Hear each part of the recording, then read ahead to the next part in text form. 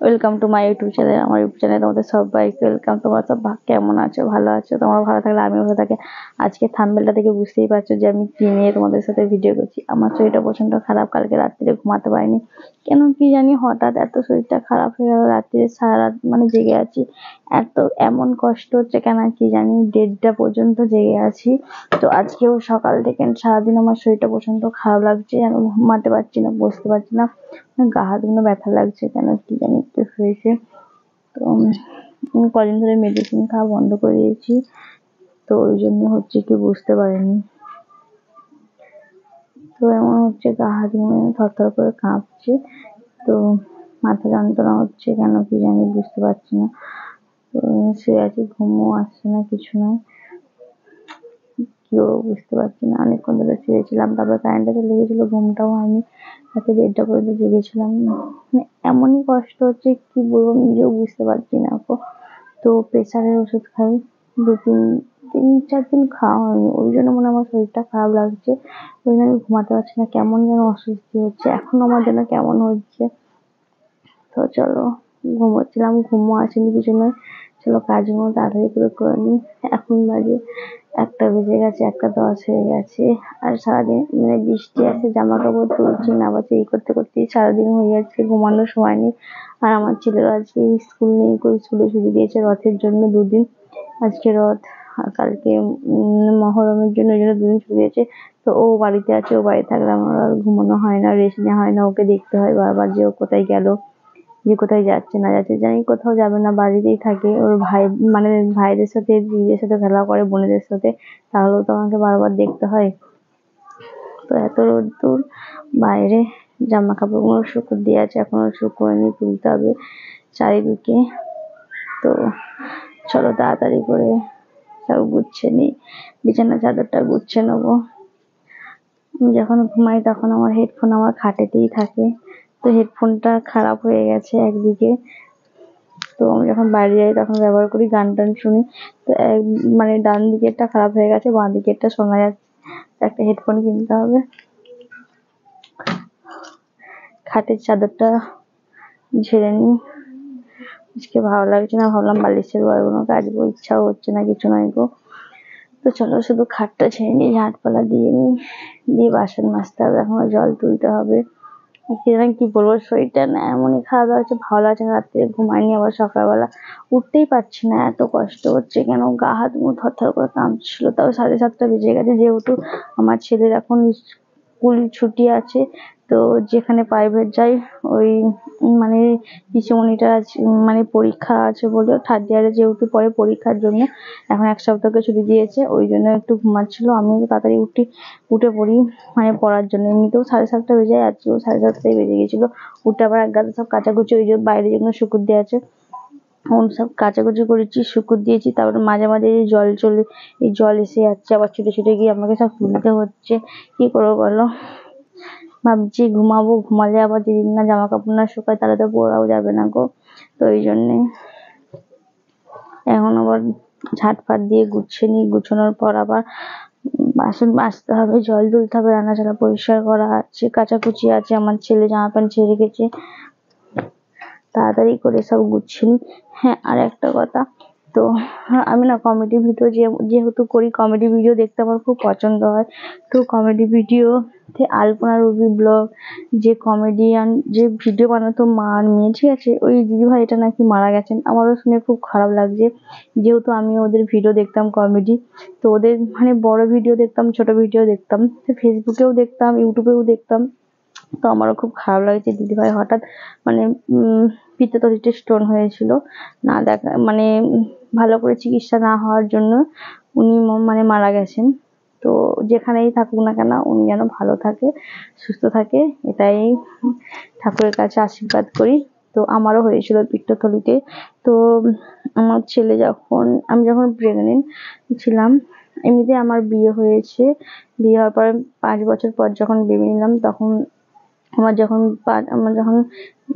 Baby যখন 5 মাসে, আমি প্রেগনেন্ট, তখন 6 মাসে যখন আমার রিপোর্ট করতে দিল যে সবসময় পেটে যন্ত্রণা হচ্ছে কেন, তখন দেখলাম যে আমার পিত্তথলিতে মানে পাথর হয়েছিল।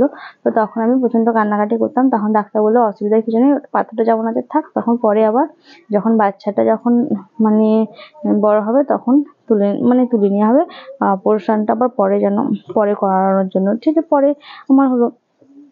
তো আমার পাথরটা যখন হয়েছিল আমি প্রচন্ড কাঁদতাম, তো প্রচন্ড পেটে যন্ত্রণা হতো, আবার মানে এত বমি হতো, আমি তো কিছু খেতেই পারতাম না, কিছু নয়, আমার প্রচন্ড কষ্ট হতো। তো তারপরে আমি যখন ডাক্তারকে বললাম যে কোথায় ভর্তি হব, তখন ডাক্তার বললো যে নার্সিং হোমেই হবে। তো যেহেতু তোমার মেয়ে অনেকদিন পর, বাড়ির লোক করে তোমার মেয়ে অনেকদিন পর বেবি নিয়েছে, তো তোমার মেয়েকে তুমি নার্সিং হোমে ভর্তি করে দাও। তো আমার মানে এমনই একবার মানে আর 9 মাস যখন পড়েছে, তো এমনই আমার পেটে যন্ত্রণা পেট হচ্ছে, মানে একটা স্টোনের পেট হচ্ছে, মানে প্রত্যেকদিন আমার যন্ত্রণা হতো, গড়াগড়ি করতাম আর বমি হতো মানে স্টোনের জন্য। তো আমার মানে মানে যখন মানে স্টোনের যখন মানে যন্ত্রণা ছিল, তখন আমাকে আবার নার্সিংহোমে ভর্তি করতে ছিল। তখন আমি নার্সিংহোমে ভর্তি ছিলাম। ডাক্তার বললো যে এখনো যদি তোমার যদি ছেড়ে দিই সেরকম মানে মানে পুরুষ্ট হয়ে যায়, তাহলে তোমার ছেলেকে তুলে ফেলবো। তো আমার ছেলে না তখনও মানে ঠিক মতন পুরুষ্ট হয়নি গো। তারপর ডাক্তার মানে ফটো করে দেখলো যে এখনো মানে তুলে ফেলার মতন নয়। তখন আবার আমাকে বাড়িতে মানে ছেড়ে দিল, ছেড়ে দিয়ে 3 দিনের মাথায় ছেড়ে দিয়ে নার্সিংহোম থেকে মেডিসিন দিলো, খেতে বলেছিল। তো আশ্বিন মাসে ক তারিখে 10-12 তারিখে ডেট দিয়েছিল। তো যেহেতু মানে মেডিসিন গুলো খাওয়ার পর আমার 9 মাসেই বেবিটা হয়ে গেছিল, তো নার্সিংহোমেই হয়েছিল তখন। এবার তারপর থেকে আমার যন্ত্রণা হতো, কোনো কিছু কাজ করতে গেলে আমার কষ্ট হতো, যন্ত্রণা হতো। তারপর আমি নিজে থেকে মানে ডাক্তার আবার মানে 1.5 বছর পর আমি আবার ডাক্তারের সাথে যোগাযোগ করলাম। ডাক্তারকে আবার বললাম, দেখালাম, ডাক্তার আবার রিপোর্টটা দেখালো, বললো যে স্টোন গুলো ছোট ছোট ছিল, একটু সামান্য বড় হয়েছে। মানে তখনই আমি আবার আমাকে বলে দিয়েছিল যে চন্দ্রনগর ডাক্তার দেখাতে। আমার তো ওই ছোট বাচ্চা নিয়ে চন্দ্রনগর যাওয়া সম্ভব ছিল না। তখন আমি কি করলাম, চুরিড়া হসপিটালে যোগাযোগ করলাম। তখন চুরিড়া হসপিটাল আমাদের কাছেই, যেহেতু আমাদের বাড়ির কাছে। তো আমার ছেলেকে তখন আমি আমার মায়ের কাছে রেখে দিয়ে আমি হসপিটালে যোগাযোগ করেছিলাম 3 মাস। তো 3 মাস 4-5 মাসের মধ্যে আমার অপারেশন হয়ে গেছিল। আমি হসপিটালে অপারেশন হয়ে গেছিলাম। তো এমনিতে আমার বাচ্চাটাও সিজারে, আর আমার স্টোনটাও তখন আমাকে বলেছিল মাইক্রো করে করবে না ওপেনে করে করবে। তো আমি মাইক্রোতেই হয়নি গো, আমি ওপেনেই হয়েছিলাম। তো আমার তো প্রেশারটা হাই প্রেশার, তখন আমি ডাক্তারকে বলেছিলাম যে হাই প্রেশার। তখন আমার ওটি করতে করতে না আমার এরকম হেঁচকি উঠে গেছিল। তো হেঁচকি যখন উঠে গেছিল ওটি করতে করতে না ওরা তখন বুঝতে পেরে, তখন বললো ইঞ্জেকশন দিয়ে ওর হেঁচকি উঠে গেছে। তো তখন আবার যখন ইঞ্জেকশন দিল, আস্তে আস্তে শরীরটা আমার মানে আস্তে আস্তে মানে শরীরটা আমার মানে কেমন হয়ে গেল। তখন আবার মানে অপারেশন করার পর আমার মাকে মাথার ঘরে রেখে দিয়েছিল বাড়ির লোককে, 1 ঘন্টা আমাকে উপরে তুলেনি। তারপরে সেদিনকে রাত্রে আমার এতই শরীর খারাপ হয়ে গেছিল, আমার এমনিতে হাই প্রেশার যেহেতু, সেটা আমার প্রেশারটা বেড়ে গেছিল। তো আমার মা বলছে যে আমার মেয়ের প্রেশার বেড়ে গেছে, দেখুন না ডাক্তারবাবু। তখন দেখছে না গো। তো তারপরে যখন প্রেশার মাপতে আসে, তখন আমার মানে অনেক প্রেশার হয়ে গেছে। তখন ডাক্তার এসছে, ডাক্তার আমাকে বকছে যে তোমার হাই প্রেশার, তুমি কেন বললে? আমি বলেছিলাম আপনারা হয়তো বুঝতে পারেননি, কিছু নয়, এই নিয়ে বলছিলাম। তো